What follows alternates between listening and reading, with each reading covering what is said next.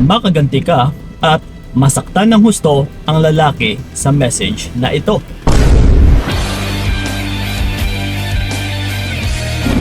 Yes. Ito mga utol, isisiwalat ko lang sa inyo, actually tested and proven na ito'y napaka-effective talaga na gawain. Lalong-lalo na sa aming mga lalaki kapag ginawa ito ng babae. Natiyak, masasaktan at saka masasaktan talaga yung isang lalaki. Kung paghihiganti yung hangarin mo, yung tipong gusto mong maghiganti, hindi dahil sa para makapagpanakit or para makagawa ng karahasan sa taong ito, kundi para lamang maibsan na kahit paano maginhawaan ka, no, sa iyong nararamdaman dyan. Na Kuya Kiko, gusto ko makapaghiganti para kahit paano ay kung makita kong masaktan siya ay baka mas magiging okay na yun sa akin. So na which is, sa totoo lang, kung magawa nyo talaga ito, mas mainam talaga utol na gawin nyo talaga ito. Dahil matitiyak ko sa inyo, tested and proven, kagaya kanina nang sinabi ko na masasaktan talaga ang lalaki na ito. So ito ngayon, ano nga ba ang gagawin natin? Huwag na tayo magpaligoy-ligoy pa. Unang gagawin utol, ito na nga, magiging hangal muna tayo. What? Sa loob ng isang linggo. Yes, huwag na nating papatagalin pa. Huwag na nating paabutin ng buwan pa. Kundi sa loob lamang ng isang linggo, may gagawin muna tayo. Walang iba. Napaka best strategy kasi yung gawain na ito utol. That's why paulit-ulit ko pong pinapapagawa sa inyo. No? Kundi yung magiging hangal, magiging tanga-tangahan na kunwari patay na patay ka pa rin sa partner mo. Nandyan ka pa rin, habol ng habol, na parang bulag pa rin sa katotohanan. Message ng message pa din sa kanya. Sa loob lamang ng 1 week utol ha, hindi natin ito ginagawa para magpakatanga talaga forever. Kundi ginagawa natin ito dahil ang lahat ng ito ay planado. Kumbaga pa, may plano kasi tayong gagawin kasama ito sa pinaplano natin. Okay? Handa ka na ba? So yun na nga, una nga sa lahat, sa loob ng isang linggo, simula ngayong araw or simula man sa kung napanood mo yung video na ito, dito magsisimula yung isang linggo natin na hahabulin muna natin siya. Okay? Magpakita tayo na parang ganun pa din na mahal natin siya. Na parang nabubulagan ka ng husto. Ginagawa natin ito dahil nag-i-establish tayo utol or binibuild natin na pasanayin ng pasanayin yung taong ito na isa ka pa ring TANGA. Yes. Na makikita niya na, uy, yung babaeng ito is, wala, patay na patay talaga sa akin. Grabe ang karisma ko, no? Poging-pogi talaga ako. No, hindi nila ako makakalimutan. Habol pa rin sila ng habol sa akin. Lalong-lalo na kapag kahit sabihin man natin na nasimulan mo na yung no contact. Kuya Kiko, paano yan? Nasimulan ko na yung no contact, naka-1 linggo na ako. Pues, sirain muna natin. I-break muna natin. Actually, mas maganda ito. Kasi ang buong akala niya ay hindi mo talagang makakayanan na matitiis siya.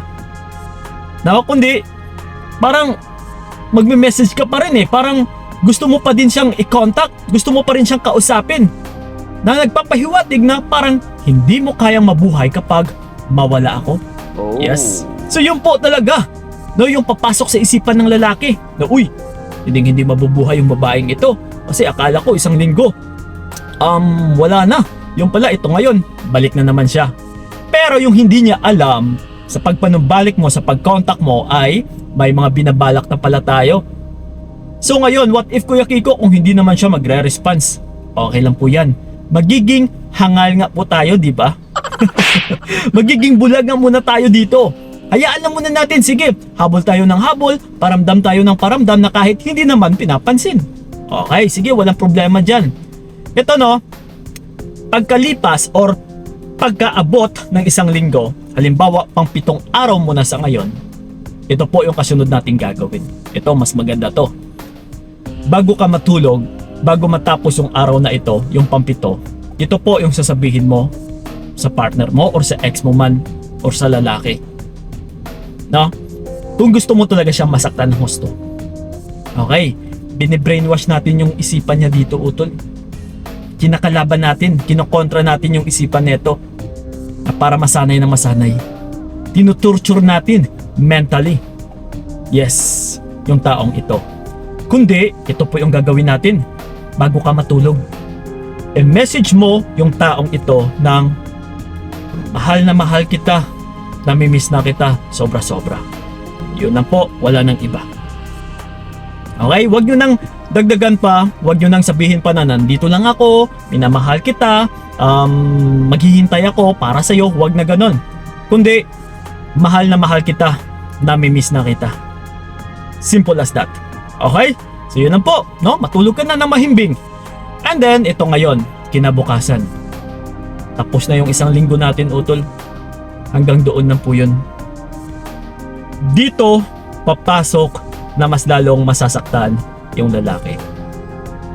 Kung sabihin man natin, Kuya Kiko, what if nag-respond siya sa akin kagabi bago ako natulog? Sabi niya sa akin, mahal na mahal din daw niyo po ako. No? And namimiss niya rin daw po ako. But, nandito nga tayo sa video na ito, utol, di ba? Para masaktan, para makapaghiganti sa lalaking ito. Ibig sabihin, wala na tayong pakialam kung masaktan man siya. Dahil nga, maghihiganti na tayo. Okay?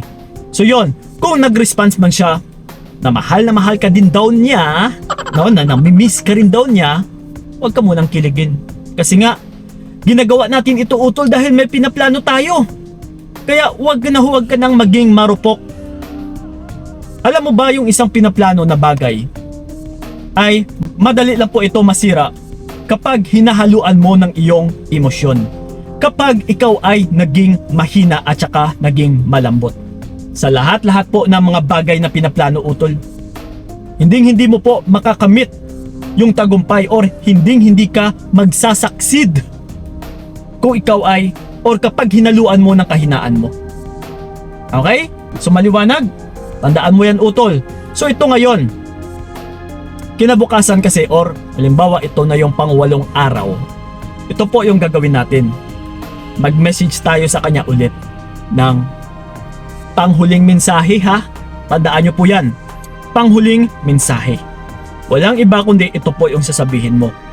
Magagaranti ako sa inyo, mga utol, no, base ito sa mga nababalitaan namin, base ito sa mga sinesearch namin, sa mga tinatanong din namin, masasaktan talaga yung lalaki dito. Na dito mo makakamit yung paghihiganti mo. Wala kang ibang sasabihin dito, utol, kundi ito po. Di ba nag-I love you ka sa kanya kagabi? And then nag-response pa siya. Or kahit sabihin man natin walang response, na namimiss mo siya. Ito yung kasunod na gagawin natin. Ayaw ko na sa'yo. Hiwalay na tayo. Boom! Yes, utol. Mas masasaktan or mas lalong bibigat yung salitang ito kapag pinanindigan mo. Tandaan mo yan. Napaka-importanting bagay, utol, yung may paninindigan ka. May isang salita ka. Napakamahalagang bagay po yan once na pumasok ka sa relasyon. Okay? So, hindi ko na sasabihin, utol, kung ano yung magiging kahahantungan ng lalaking yun. I-comment mo na lang sa ilalim kung ano yung nagiging resulta na magagarantiya ko talaga sa'yo, magugustuhan mo. So yun lang po, maraming salamat. And then, sa mga nais ako makausap one-on-one, i-PM nyo po ako sa aking FB page na Payong Kaibigan. Yes, mag-usap tayo privately. Opo, no? Ako po mismo ang makakausap ninyo.